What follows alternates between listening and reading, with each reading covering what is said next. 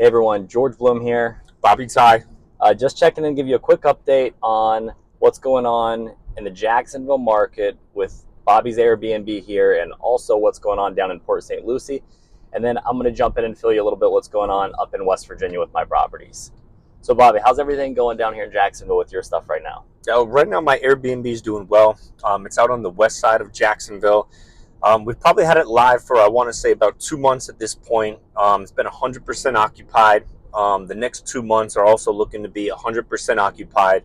And then as we break out into months 3, 4, 5, kind of looking at about 50% occupancy and really starting now to increase prices. Scaling that income. Scaling that income up in those later months. But west side of Jacksonville is not really going to be your prime go-to Airbnb market. Kind of wanted to do it as a little bit of an experiment to see what the market Doing a lot better than what we originally thought, right? was kind of going to assume like 25%, 50% occupancy out that way. But we really decorated it well. Got a lot of nice wall art, really good furniture in there, televisions in every room.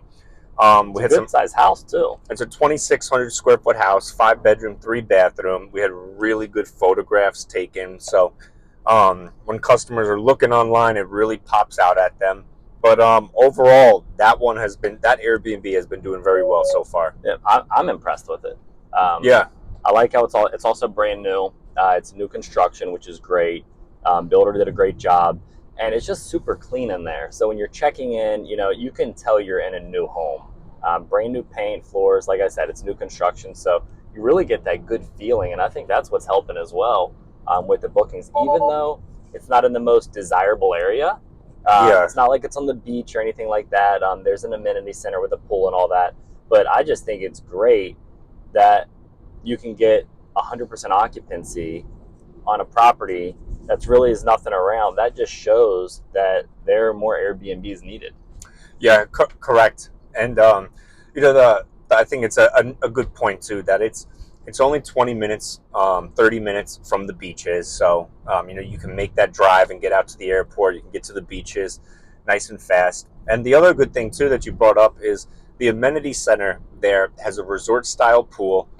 It's got a gym, a business conference center. So I made sure in the photographs to have not just photos, but drone shots of the amenity center so that potential guest prospects or past guests can all kind of visualize themselves there and see that really nice amenity center that they'll have access to. Because at the end of the day, I mean, even if it takes you 30, 35 minutes to get to the beach, it's not too bad. But there are those days where you just don't feel like going out and actually doing that driving. So being able to just simply walk to a resort style pool, amenity center, gym, really entices a lot of people to come out and book those stays. And most of my stays are coming from neighboring states. I always like to do a little research and kind of figure out who's coming to the property, just to have that background, those analytics The there. guy that booked this morning, he was from Georgia, right? Yeah, so I've had a lot of people from Georgia, Alabama, Tennessee come down already.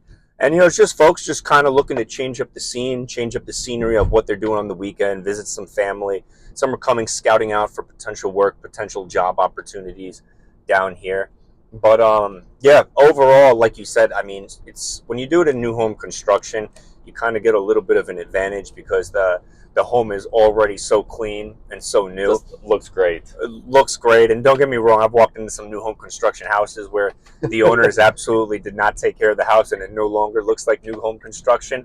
But this one here looks really good. It's in that brand new condition. And I do think, to what you said, that guests are really enjoying that there. Yeah, 100%.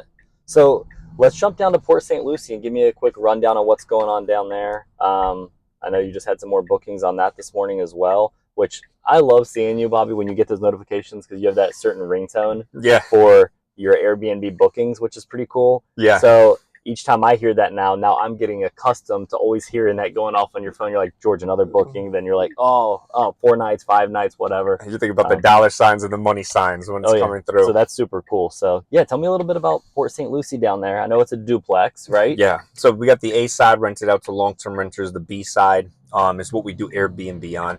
And I've had that on Airbnb now, I want to say, for about 7 months. Bought the duplex, renovated the entire B-side, new floors, new walls, new paint, lights, vanities, all of that Looks stuff. great in there. We'll also drop a link down in the description too if you guys have questions or actually want to book it or you're in the area. So you can go stay there too. Yeah, absolutely. And And looks like a hotel. You know, you feel like you're staying in a Marriott, all golf themed because it's on a golf course. It's on the PGA golf course to be exact. And actually, if you're in the backyard and you're just hanging out on the chairs, you'll actually look at like the back nine of the golf course. So like you'll see golfers coming through just that's golfing great. all day. So it's got that natural scenery that's really neat. Really gives you a different type of vibe. And you put out West Elm furniture in there, right? All West Elm furniture is in there. So like when Yeah. you do check in, it really has this nice hotel feel to it, which really makes it pop really nicely. And then in addition to that, I mean, I think it's been now on Airbnb for about 7-8 months at this point, and it's been doing really well. That's also been sitting at 100% occupancy. It's not booked out as far into the future as the one I have here in Jax, but what I've noticed is as long as I adjust my prices appropriately, I always have the next 2 weeks booked out. And again, this is Florida, so this is like non-peak season for Florida. Right. Our peak season really starts September, October, November, going into the winter months all the way into March and April. But still, what is your percentage of occupancy with the Port St. Lucie? That's been 100% occupied. So as well, I think that's great. Yep, and I focus on scaling income so that if I do get booked out for 3 weeks straight, that fourth week I increase the prices. That fifth week I increase the prices. If I notice a shortage of incoming customers, I'll scale back the pricing as well to make sure I'm at that 100% occupancy. And again, I have a ton of folks that are coming from Puerto Rico and Brazil right now that are visiting. So very different than up here where a lot of my folks are coming from the Southern Bell states. Down there, I'm getting a lot from South America, from the Caribbean islands. So again, it's interesting to track that data and just to know where your customer base is coming to. But it's been sitting right at 100% occupancy. That's great. Down there, and unfortunately, I have not got to use that spot as much as I would like to. I plan on taking at least one weekend trip a month, and that has not happened yet. Right. And then in terms of having those people occupied, getting them in there, getting them settled, following up with them. Now, what happens when someone makes a reservation or a booking and maybe they decide to cancel last minute? How does something like that work? Yeah, so I have moderate cancellation policy, which is what Airbnb and Vrbo recommend, which basically means that people can cancel whenever they want with my bookings, and they'll get money back, and they'll get the money back so long as it's not 5 days prior. Okay. So yesterday I had somebody cancel within that 5-day period. It was in the 5-day period? That was in the 5-day period. Nice. So I actually get 100% of that money for the booking. And the guest apologized to me as well too, because they understand that can actually, cause me a little bit of potential damage, because if you book, say someone cancels 6 or 7 days out and they get all of their money back, well, it puts me in a little bit of a tough spot now, because now you're losing money. Now I'm losing money. But when someone cancels within that 5-day window, I get all of that money, and then it reopens those dates. So I also kind of got lucky this week too, because the person that canceled 5 days out, I got all of that money sent to myself, obviously, and then somebody went in and booked on like the 2nd or 3rd day out, so I got double pay for that there. So oh wow, doesn't happen too often, maybe once every 2 months, but there are those times where you will receive double pay because someone violates your cancellation policy. And that's because they actually canceled and just didn't show up. It's not like Right. They didn't show up and left the booking. They actually canceled, correct? That's correct. For the one in Jacksonville, yes. And then I had another gentleman recently. This guy flew in from Brazil, checked in. He was in there no longer than an hour, and he's actually an Airbnb host himself. Okay. I saw him on my Ring doorbell leaving with all his family suitcases, and then he canceled, and he sent me an apology as well too, saying, "Hey, sir, I should have looked through your photos a little bit more carefully.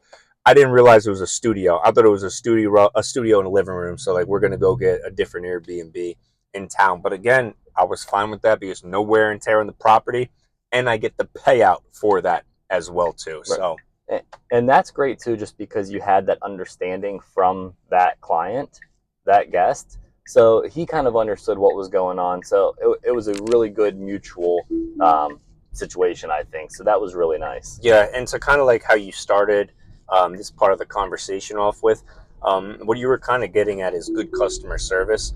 And as soon as somebody books, I reach out to them right away with just, hi, hello, how are you? Thanks for booking.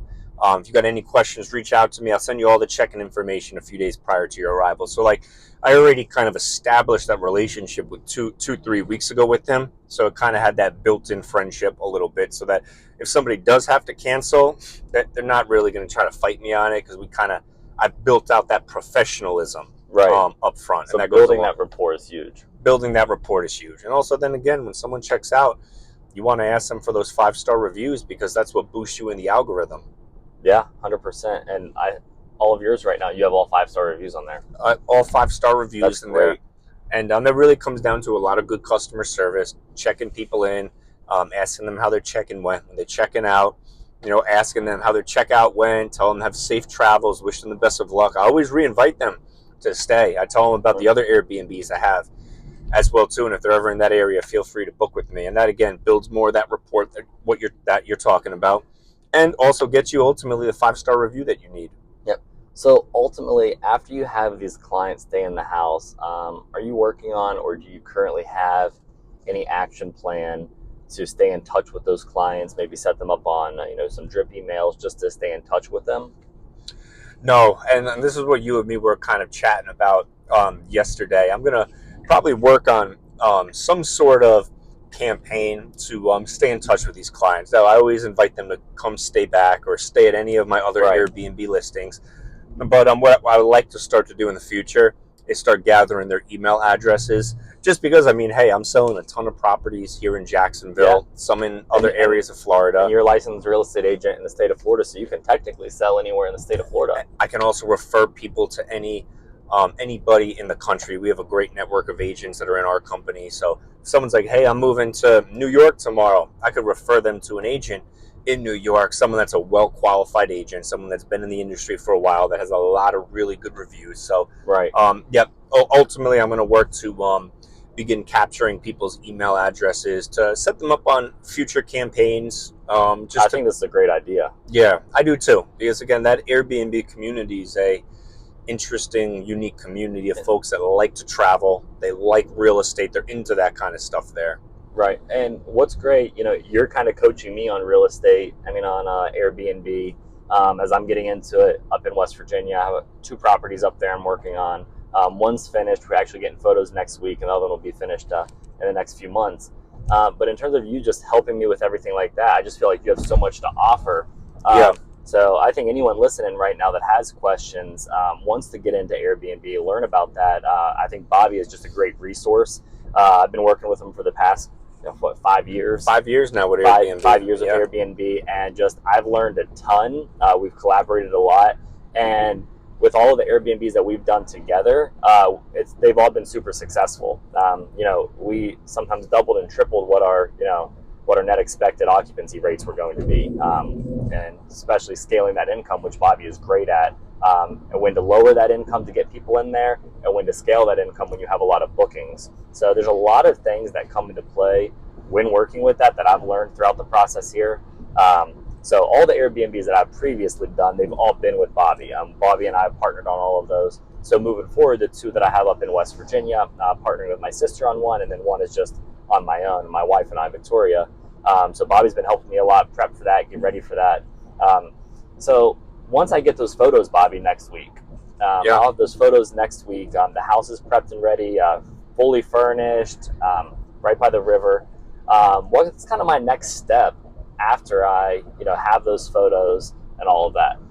Yeah, and what you're stating is really like I've accumulated 5 years worth of knowledge in Airbnb, and like to me that's like having like a bachelor's degree, because there are so many ways to do well in Airbnb, Vrbo, Expedia, all these different short-term rental platforms. And I think your next step, once you get your photos taken, is really to set that Airbnb homepage up properly, making sure your photos are aligned perfectly, making sure you have all the settings set up so that you know exactly how the settings work. Because again, like I've got my cancellation policy set on moderate because it works out best for me. Now, you might want a strict cancellation policy.